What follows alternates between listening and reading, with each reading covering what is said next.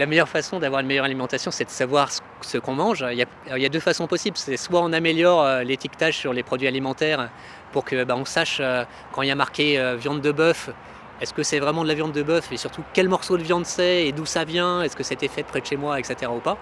La solution alternative, c'est de cultiver son potager et de faire la cuisine soi-même, bien sûr. Alors Open Food Facts, c'est une sorte de Wikipédia pour les produits alimentaires. C'est une base de données sur les aliments. Euh, on est 1800 aujourd'hui citoyens à scanner des produits, on scanne les codes barres, on prend des photos des ingrédients, du tableau nutritionnel et on met tout ça dans une base de données sur le site openfoodfacts.org en open data, c'est-à-dire que tout le monde peut utiliser les données et les réutiliser dans d'autres applications et services. Alors l'idée de Open Food Facts m'est venue parce que je suis l'auteur d'un site de recettes de cuisine et un jour on m'a dit que j'étais complice de l'épidémie mondiale d'obésité et de diabète parce que j'avais trop de recettes de dessert.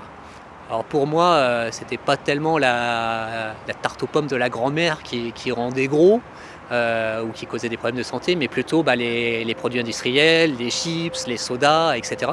Donc j'ai cherché des infos sur ces produits, mais toutes les bases de données de produits que j'ai trouvées étaient fermées. C'est-à-dire qu'on pouvait y accéder, mais difficilement. Et surtout, on ne pouvait pas télécharger toutes les données pour faire ses propres analyses. Donc moi, j'avais en tête l'exemple d'OpenStreetMap, donc la carte du monde qui est créée par des citoyens. Et je me suis dit, pourquoi pas créer l'OpenStreetMap des produits alimentaires, le Wikipédia des produits alimentaires. C'est comme ça que ça a commencé. Quand on parle de données ouvertes, d'open data, souvent on pense aux données qui sont faites par le gouvernement, les administrations, les collectivités territoriales, et pas tellement aux données qui sont détenues par les entreprises. Et pourtant, nous on est convaincus que les données sur les produits alimentaires, c'est des données d'intérêt public, et elles doivent être ouvertes pour que les citoyens puissent être informés sur les produits qu'ils mangent, pour qu'ils puissent les comparer, pour qu'ils puissent choisir. Alors Open Food Facts ça a commencé en France, mais on espère faire une base de données mondiale. Aujourd'hui, on a des contributeurs dans beaucoup de pays, on a des produits de plus de 100 pays différents.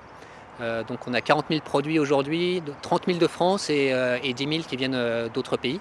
On espère vraiment arriver à se développer aussi à l'international pour pouvoir comparer les produits d'une région du monde à une autre région. Ne serait-ce qu'en France, par exemple, c'est intéressant de comparer les produits de France métropolitaine par rapport aux DOM-TOM. Dans les DOM-TOM, souvent les yaourts, les produits sont plus sucrés. Et donc nous, on peut le quantifier, on peut le vérifier et alerter sur le fait que les produits sont plus sucrés dans les DOM-TOM.